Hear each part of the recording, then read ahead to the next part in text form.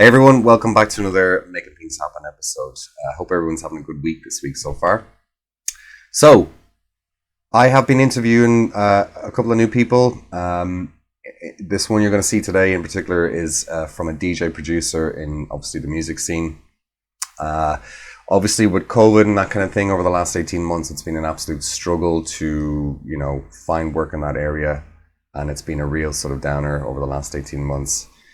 So Jay Hill today is going to tell her story of not just that, the scarcity of gigs and stuff like that, but why she got involved into this scene, what she's doing, where she sees herself in 5 or 10 years' time, and sort of advice that, she would like to sort of give to people who are looking to sort of start their own passion projects and, whether it's business or getting into the music scene or whatever. So, so I hope you enjoyed it. It's a good story. She's a lovely person to interview and just a really overall generally nice person to deal with. So without further ado, here is Jay Hill. Enjoy the story. All right, people, welcome along to another Making Things Happen episode. We have the lovely Jay Hill from the States, Philadelphia. Say hi. Hi. How are things today? Good. Good. Good. Yeah. A little bit steamy here in Philly, so. Yeah, it's kind of murky here now too, as well. Excuse me, but we'll get through it. So listen, as always, one of the questions that we open up with are things like, what are you doing right now in the world to make things happen? Shoot. So I am a music producer, DJ, and record label owner of People of Light. Cool. So in a nutshell. Awesome. Cool. So like, what are you doing? I mean, obviously this has been a challenging time in the last number of 18 months, not being able to gig. Maybe you've been doing some producing, that kind of thing. Is that where you're kind of working on, what you've been working on the last while, or? So actually yes, I'm doing all of those things, and I've just started playing gigs again, and had my first gig this past weekend where there was actual dancers instead of doing the live stream. So yes, that was right. It's coming back. The scene's coming back. And so actually, like I really launched my label at the start of the pandemic, and right. So it was really all about, getting People of Light lifted off the ground, and then trying to navigate through the industry at, not a normal time. And so, there was a lot of learning there. And it actually became a really beautiful thing because, the releases that I had planned just kind of, went along with the theme of what was going on. And so, it was kind of, that was really my focus, was to at least to get it kick-started, and then to start to create the momentum for when the industry, kind of comes back in a semi-normal way, so yeah. It's getting there. It's getting, sorry, Jay, go ahead. I know I did find it really challenging during the kind of the height of the beginning of COVID to make music. It was a bit of a double-edged sword because I was like, oh, now I'm working from my day job. I'm working from here in my studio. Ooh, I get to like do music stuff in between work meetings and such. But it really didn't go like that, and it was frustrating on one hand, because it was like, oh, I would have loved to have been more productive and made a lot more music, but I just kind of went along with it, with the pace, and I didn't force it. I started to do the productions when it just felt right, and when I was in the right headspace, and and all that. So I get you. I actually, like, we were in touch there a few days ago, and I actually got to look at the gig that you did there on Saturday, which was really special because it's something that you haven't seen in a long time. Video of, you know, basically people having fun in a nightclub. It was pretty special to see after 18 months. So, And I mean, it that's was, great. You must have been thrilled to sort of, deal with that, and get involved and yeah, yeah. I honestly, I came back from Ireland and England, and that week, or it was just I just came back last week, and then the gig was on Saturday, and it was just kind of it was a perfect week. It was with everything from my trip to then coming back, and then just feeling like the energy's changed. Things are shifting yeah, now in a new positive direction. And yeah, that gig was unbelievable. It was produced so well. There was dancers with stilts, and I heard afterward that there were like 100 people that were kind of turned away because they had wow, so many people that were lined up around the block, and they kind of still had some capacity issues, and so but that's always a great problem to have. That's the problem you want to have, is more yeah, people turn away versus yeah, yeah. just not having anybody at all. And so yeah, so and I think it's all of our scenes right now are in rebuilding and repairing mode. We're at the start of it, and so I think it's just as much for Philly or London or in Ibiza, wherever. It's really about getting back to the quality versus quantity, and I think that was kind of the beautiful thing about this past weekend's gig, was that it was only local DJs, and it was just about like rebuilding our scene. Of and, course, yeah, yeah, yeah, and yeah. I think like that's kind of my where I'm at right now, is that I really don't want to take like international gigs, that kind of thing, because I feel like each scene really they need to build up their communities again, their music, Hmm. movements. Yeah, yeah, yeah. Of course, yeah, It's important for them to book local talent after so many of this industry has been hit so hard from every genre, rock, hip hop, you name it, mm. we're Oh all yeah. kind of in the same boat with that. Yeah. So, but It's been crazy. You mentioned there about like having people being turned away. As a yeah, promoter and a DJ in the past, that was the best problem to have. Oh, you can't get in. Yeah, yeah, we've got too many people here right now in the club. yeah, So that was a nice problem to have. But awesome. I'm delighted. I'm delighted you're back on the scene. I'm delighted that the scene is starting to sort of wake up a little bit again. And like you said, it's very much a rebuilding process now at the moment, and it's been absolutely hammered with COVID, and it doesn't look, you know, it's going to take time basically for it to really sort of come back to actual normality. But listen, so here you are, DJ, producer. Um, Tell us, what is the motivation? Why are you doing this in the whole in the first spot? well, I think it just goes back to where I was sort of at the start of my raving career. I just like back in the late '90s.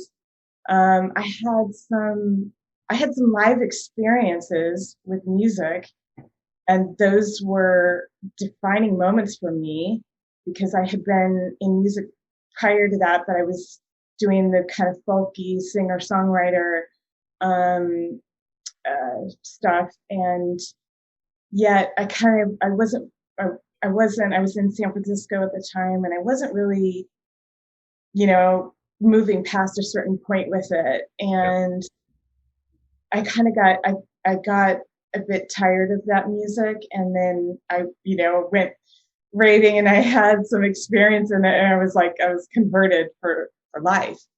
And I think that's the one thing within all of electronic music, literally I don't even know any person that really is in this for money, but the commonality of all of it is that, well, maybe there are some people that are, but I think, the people that are DJing, producing, running record labels, really, and in many other parts of the industry as well, but we just love this music so much. And over the years, things have transformed and changed just as far as, the subgenre, of kind of where, at least my interests have shifted a bit.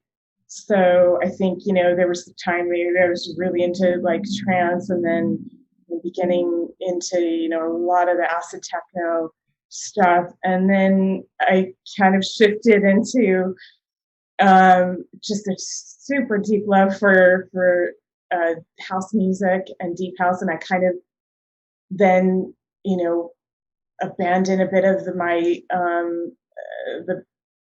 early stuff with the trance and progressive at that time.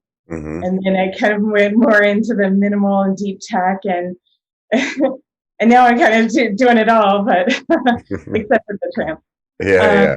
yeah, but and I think through that, like, it's just, some of the experiences that I've had have kind of molded at least my particular style of how I'm kind of, changing and shifting and stuff. So,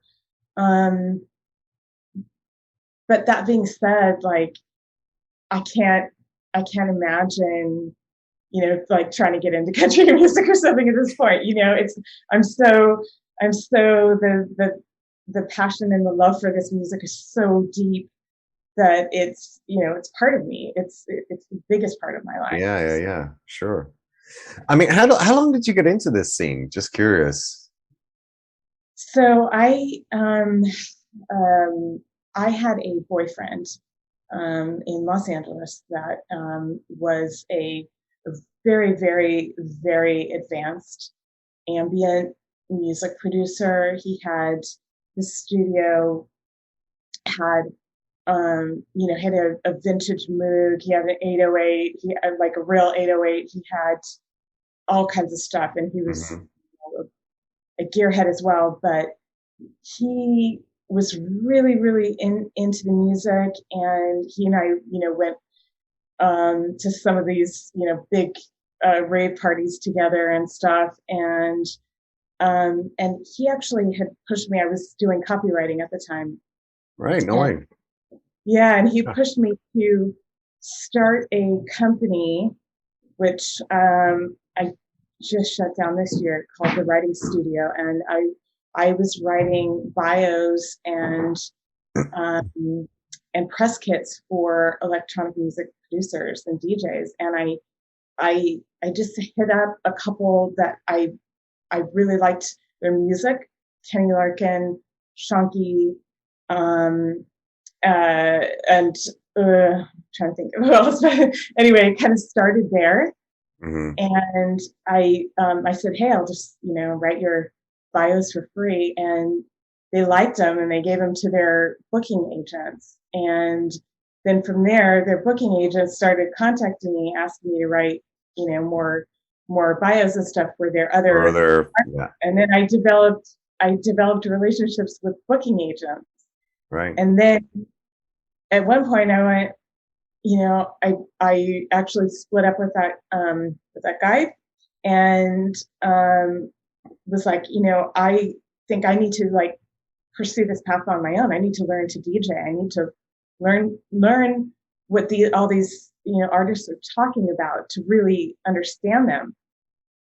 And I was also bartending at a club in Hollywood, and there was a promoter that came in, and it was really dead. We were kind of in a recession at that time. And he was like, hey, do you want to learn to DJ? And I was like, yes, yes, I do. and, and he taught me Serato. And I started to learn to DJ. And then once I once I was doing it, I was like, I'm pretty good at this, And I was still kind of doing my business at the time, and I was working. I was bartending, and I was, starting the DJ lessons, and then I decided that I needed to move to New York City. I decided like that my career at that time would be limited with how far I could go in LA. Hmm.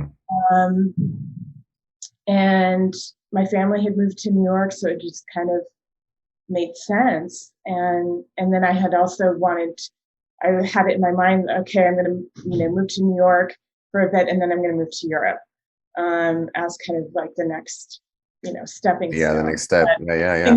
and, kind of changed and diverted it a little bit, but that's really how it got started. No So way.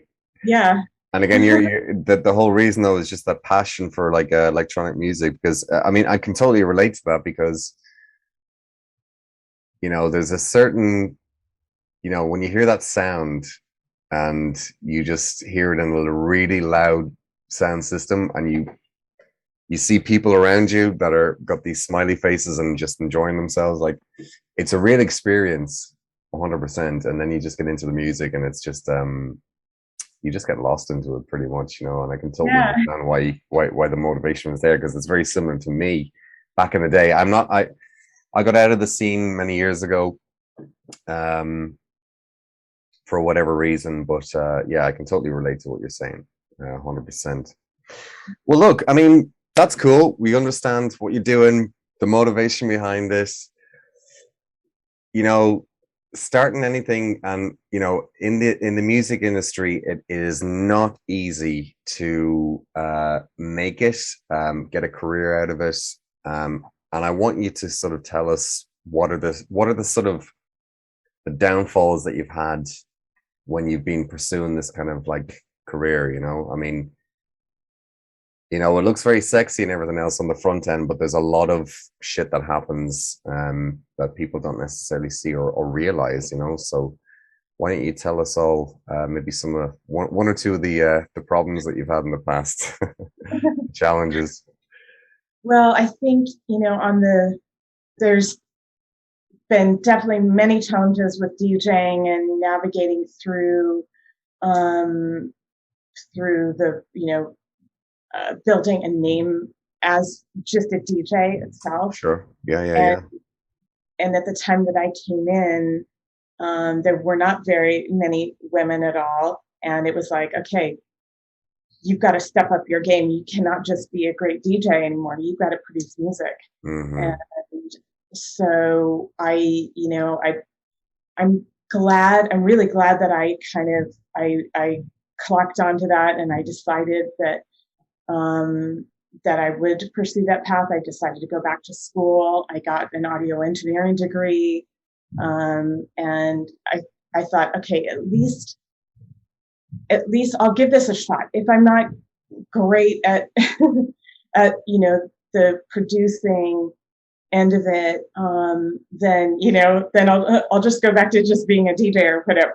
Mm-hmm. Well, then it kind of, as things transpired, it was like, no, at the time that I came in, it was very competitive, and it was like,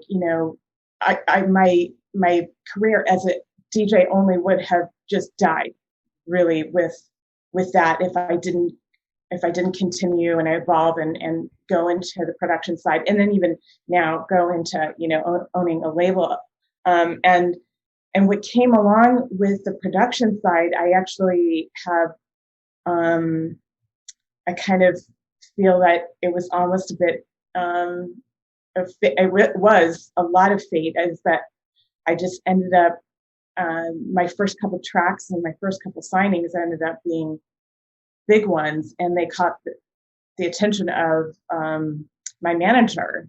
Mm-hmm. And I signed up with Christian in I think it was 2015 or 2016, and that is, I just have to say, like, if my advice would be, if you can, try to just get people that can help elevate you and help really truly support you, not just say, oh, I have a manager. My manager is one that is, he's very objective. He's very, he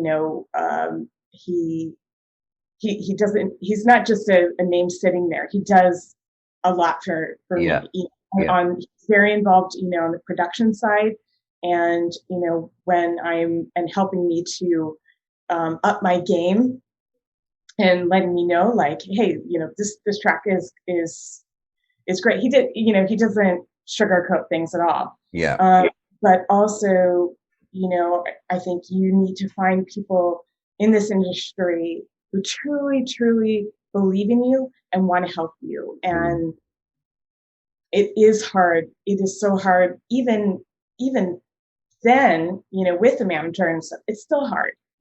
But there's, when you connect with the right people and you know that connection is solid, because it is hard to navigate through like the industry, like who says that they want to book me, but they actually want to hook up with me. For example, this is just the way it is. Or do they want something, or, and you really have to start to like become very wise with, who are those people that are going to be here with me through this entire game, and not say, oh, you made a shit track, we're done, or you played a shit gig, and then never book you again. It doesn't, and it's the same thing when if you get booking agents, and the whole thing is like, and so I think, but the tough side, the really tough side of the production end of it, it's like kind of two different worlds from DJing, but you really have to just be able to take critical feedback, and you have to be able to take rejection, and not, you've got to let down your ego when it comes to stuff. And me and my new partner in People of Light made a track earlier this year called Skywalk, and we created it, and we had an amazing vocalist that laid down vocals on it, and literally when the track was finished, I had like constant, like, the hairs on my arm were standing up. I was like, this track is so, so, so good. And we sent it out to some labels and didn't hear anything. And, and this is not just, a COVID time thing. This has been happening since the beginning of the game. and so, I mean, I think, Ryan and I both were like, oh, this track is huge. It's going to be like so, and that is not, I think that was kind of like the ego side of it, is just that, and it's hard to take that rejection, but also you have to know that, just trust that, like, okay, when I've completed something good, like, it doesn't, I don't need to have, I don't need to have every person patting my back and giving, praise and, hype on social media and all of that. I just instinctively know it's good music. It's something that I'm proud of, and that at the right time, it's going to get released, in the right way. And it may take, like movies, you can't just, make a movie and say, like, okay, it's going to start here, and then we're going to, finish it in this amount of time, and then it doesn't happen like that. You talk to like movie producers, and they say that it what they thought was a year turned into 2 years and 3 years and 4 years. So it's, of course, yeah, 100%. I mean, no, you're right. I mean, I remember writing our own tracks. Like, there was me and a guy from Bristol that used to write tracks, and we used to actually visit the record stores around Manchester and Oldham Street, and we'd literally just go in and go, here's the CD, play that, let's play it on the system, and they'd listen to the track, and then I'd say, "Would that sell?" And they'd be like, "Okay, well, you might need to press a few copies. I think it probably would. We could probably sell a few copies for you, you know." So, but you're right. I mean, it's like the challenge of rejection is huge, and setting aside your ego is massive as well. And yeah, there's going to be a lot of downfalls, pitfalls, that kind of stuff. You just have to expect that, and that's it. Yeah. And I think too, it's like the world that we live in today is like, you know, you just like on social media, you just see the highlight reel. We all should just show what we want the world to see, but Yes. you don't see the hard shit that's going on, here, all the, 50, 60 hours a week that, late nights that we're sitting here trying to adjust vocals or do this and that and all that, and it doesn't happen. There are no, the industry that we're in today, there are no,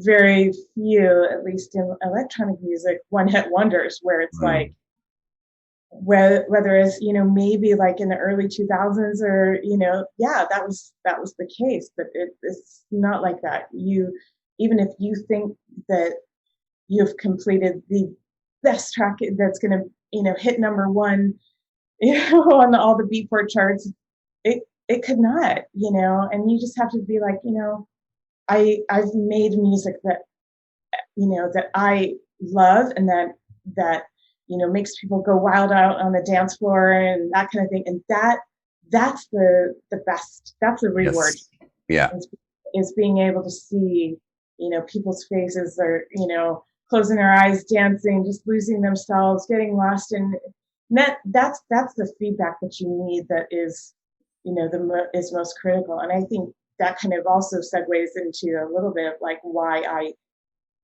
ended up deciding to start People of the Light. And it wasn't an egotistical thing that I had all these tracks completed. It was like I want an outlet. I want to put this stuff out. I know that it's good. It may not be a bedrock, or like a life and death kind of level track, but it's good for me. Yeah. And yeah, and so it was like just about being proud of the work that I've done and having an outlet to release it. Um, and so anyway, it was kind of it's been a stumbling along journey, but because now, a year and a half into it, I recently decided that I don't want it just to be a label that's only my own tracks. And so I decided to bring in a partner as well. And I really thought about it, and things just ended up kind of really naturally falling into place as well. But I knew that like if I actually want to take this brand and I want it to be something bigger. I want to eventually do label nights. I want the name to get out and stuff Hmm. and all that. I can't do that by myself in this, little bubble Yeah. here. Yeah. Really, yeah. So You definitely need partnerships in time. Like, there's only so much you can do with two hands at the end of the day, and that's you yeah, definitely need a partner. yeah, definitely. Yeah, and the right one, the right person, and Ryan, Libby, who's my partner, in the Skywalk track, the track that I was talking about, ended up presenting himself as that person, and he's somebody that understands the music business, the back end of the music business very well, which is really difficult to find, Yeah, and important too. Yeah, definitely. Yeah. and is super solid. And we're just like on the same page with everything, with the vision, with where we want to go, with like the artwork that Of course. yeah. So it was definitely a really good choice, I think. So, Cool. Cool. Awesome. Awesome. Awesome. so Well, look, we spoke about the joys there. Yeah. Um, no, sorry, we didn't. We spoke about the downfalls, about like, being in the scene and that kind of stuff. So, like, what are some of the joys then, basically, that you've experienced as a DJ, as a producer, as this kind of career has unfolded for you? Like, I mean, what's made you happy? What were one of those times where you just thought this is all worth it? Well, it's a journey, it really is. And it's like, um, I think, one of the highlights, the biggest highlights for me is that, um, was like signing my first track on a vinyl, on a Cool. record, an actual record. Yeah, yeah, yeah. Something that I have, it's on the wall. I I have it. It's like, oh, this music, like somebody thought that my music was good enough to spend, a couple $1,000s to put on a record, and Yeah. that's the reality of it. And Wheeling. uh, and I didn't know. Of course, didn't have a clue when I first made that track that it was going to get that kind of, um, Response kind of thing. yeah. And Mhm. I think, that goes along with it too, where you have to just, I think you really have to follow your heart with everything when it comes to where you're starting something, where it's just like the steps are kind of leading you on the path, and you really have to, um, you know, trust your intuition. And what I mean by that is like, um, with that particular track and release, I um, I didn't there I got some really negative feedback on it, and there were some people that love it, Wow. and I just let it sit for a while, and then you wait, and then you get that person that's like, no, I have to have this track. Yeah, yeah, and yeah. and then you go, okay, I actually, I trusted myself through it. I could have gone back to, taken that feedback and gone back and completely, or I could have just trashed the track and just said no, it's shit. And then so um yeah, so I think it's, that all kind of, ties into it too. But like, there's little things where I feel like most recently where I guess I've been confirmed that, where something is leading along a certain path, that, just to go with it, and don't resist things, and kind of, get to a place of acceptance um, of where things are at. And it's also about being flexible too. It was like, even, with my trip, I had actually had, um, things were kind of had, all with just little things, with, like booking, my trip from flying from Philly into Dublin, when in the UK they had a 10-day quarantine for Americans. Yeah, yeah, I yeah. had prior to that, I had plans to go to a concert in London with a girlfriend from New York, and then I had booked gigs around that, and I kept trying to, and um, and I could have easily have just said, "Oh no, the gigs got canceled because of COVID." Screw this, I'm not going to go. But Hmm. but no, everything was like leading up to, even, like getting the time off work on my day job, and like we connected, because as a result of you know me going there, and just continuing, like, okay, this is Right. where the path is leading. And just, I mean, of course there were challenges that came along with that, Of um course, of course. immigration stuff, as a DJ. When you start playing internationally, you have to, deal with a lot of A the lot of those things. Yeah, yeah, yeah. 100%. yeah, and 100%. but things end up, happening how they're meant to, and so it's just kind of trusting the process and trusting the journey. I think is Yeah, no, definitely. I mean, look, there's nothing. At least I can kind of relate to you in the sense of like the joys of music, playing out in front of people, especially after 18 months, which you did there last Saturday, yeah, would be a massive joy for me if I'm just speaking from my own kind of self, and you did that, which is cool. And then being able to sort of like write your own music and actually have it pressed, and like you said before, somebody actually trusting in your ability and your talent basically, and pressing that down and actually getting it out on a sale. That to me is special, like, in terms of like joys, being in the music scene, that kind of thing. It's awesome. yeah. It's and that it the looks on people's faces when you're DJing and you're playing your track or remix or something, even if it's just a remix of somebody else's on my label, Mhm. that just gives me that's why I'm doing this, Yeah, is yeah, yeah. in the end, that's that's I can totally relate to that. I can. It's a special feeling.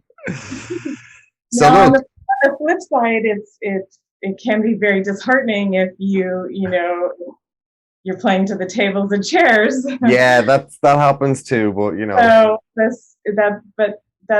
that's part of the deal. That's how this industry has gone. yeah, yeah, it's not always as sexy as it it's portrayed, put it that way. Yeah, But you know what? yeah, If a table and chair had ears, you never know. And yeah. legs. Listen, tell me this, right? So we've talked about like the sort of downfalls, the joys, your motivation, and all that kind of stuff to actually be involved in the scene, which is cool. But you're in this scene now quite some time. Where do you see yourself in 5 or 10 years' time in this scene? Um, I actually, well, my my real sort of, I don't know, vision for the next 5 years is just to keep building and growing People of Light. We call it POTL. Um, Yeah, cool. so that's the acronym. And I would absolutely love to see us, getting, I mean, doing label nights and such, but doing festivals and really having, I'm shooting really high, but like, to maybe even have, on off Sonar label night or Hmm. at Glastonbury or something like that. Yeah. Where it's for my vision, and I know that Ryan is this is equally his as well, is that we just really want to like build a community of people that through this music, because that's what music is Highly connection. recommend you do that, by the way. Yeah, Yeah, absolutely. Yeah. Yeah. yeah, yeah. And I think we talked about this on the phone the other day too, where it's just if it's not so much, it's not an ego thing like, oh, I want to, hey, have 10,000 people that know the brand and the label, but I'd rather people connect with the music and itself, Hmm. versus me as the artist, Yeah. or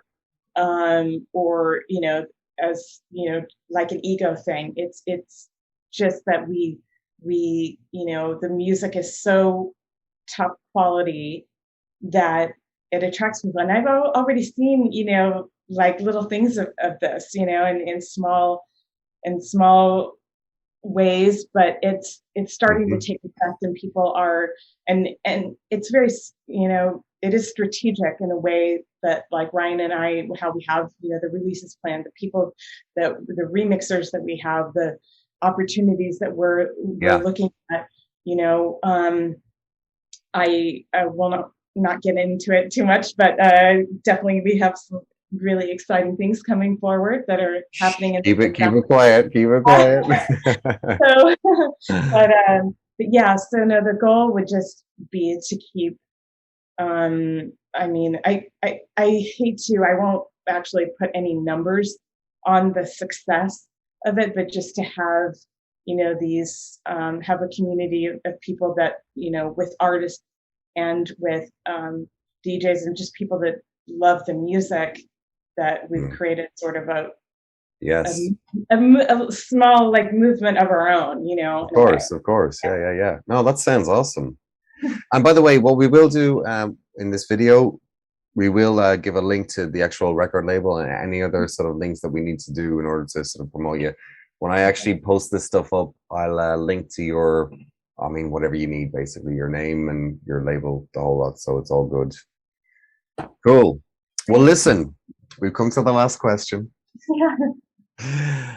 As always, look, based on your journey so far, Jay, what sort of advice would you give to people? I'm not just talking about DJs. I'm talking about people who are setting up their own passion projects, want to get out of their comfort zone, have had this idea in their head going, will I, won't I? It's passion, but they're afraid because it may not work, or, it's maybe a little bit too far-fetched. What do you say to those people to encourage them to actually get moving? Um, that is so twofold. The first thing is that, like, absolutely do not compare yourself to other people. Don't get in Great that, point. Great point.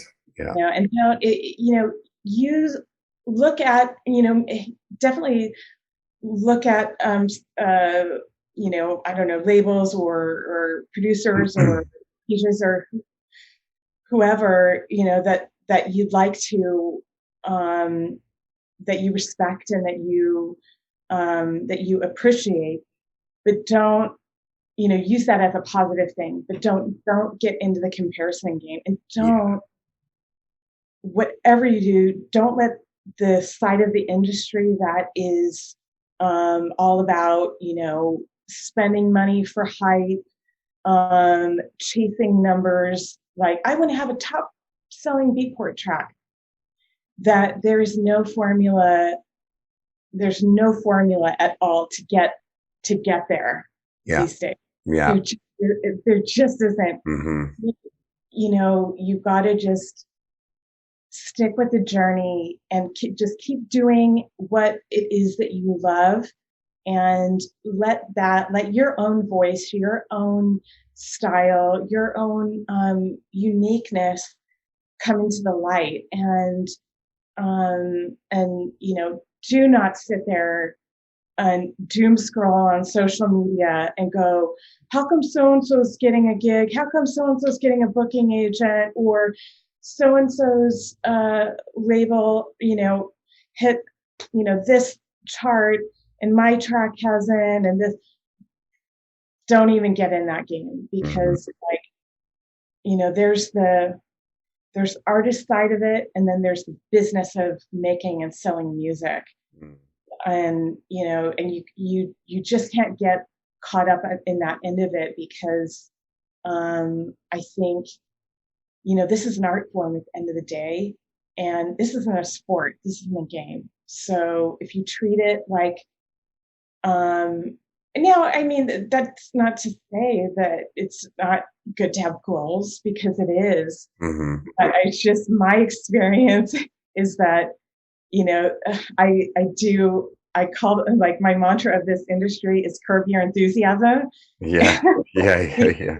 get excited about a gig, gets canceled. You get excited about a label signing. They come back and change their mind. Yeah. Yeah. Don't attach to these things too much, because Hmm. it really will stop you in your tracks and keep you from moving forward. And I think, that takes, like, I have a daily practice of meditating, and I can't tell you how many amazing things come out of that 15, 20 minutes a day that help me in every aspect of my life with all the things that I'm dealing with, even with, just I think with all the uncertainty that we've all faced with COVID, Definitely.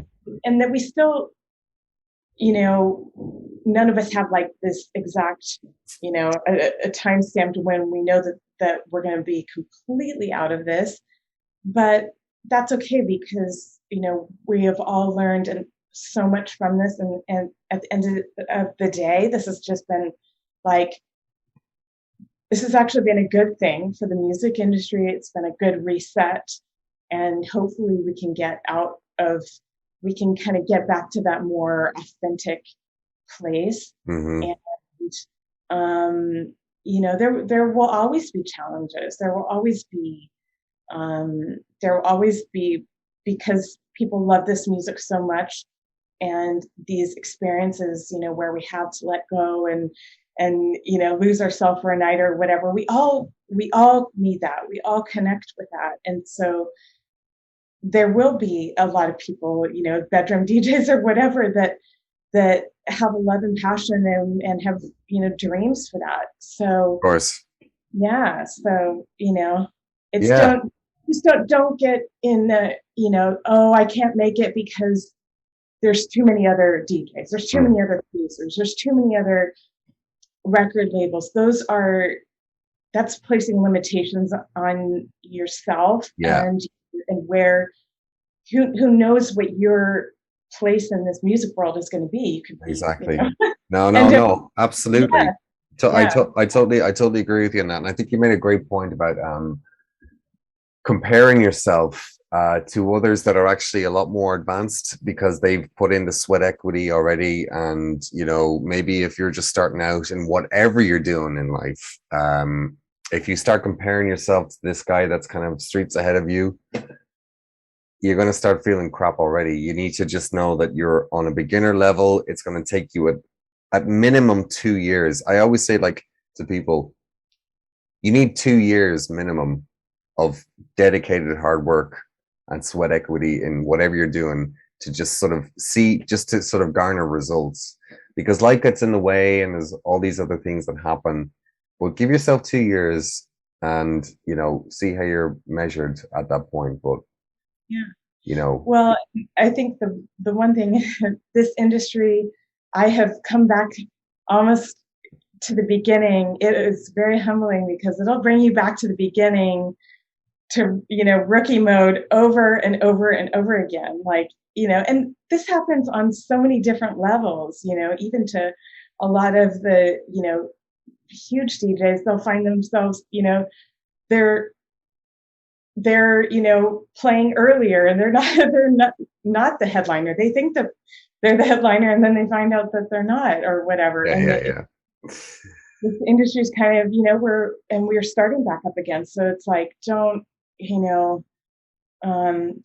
get caught up. Again, that comes back to the ego side of it. So it's just do your thing, keep doing what you're doing. Like there's 6 months I didn't have gigs, like not even live stream.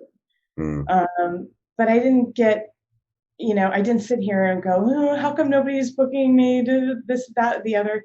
Because the scene here in the U.S. is definitely much more back on its feet. I hmm. think overall, Yeah, um, you know, um, but I didn't question that. It's like things will happen in the right time, in the right way, and yes, go with the flow. exactly. And we will It, get back. We will get yeah, back to yeah. normality soon.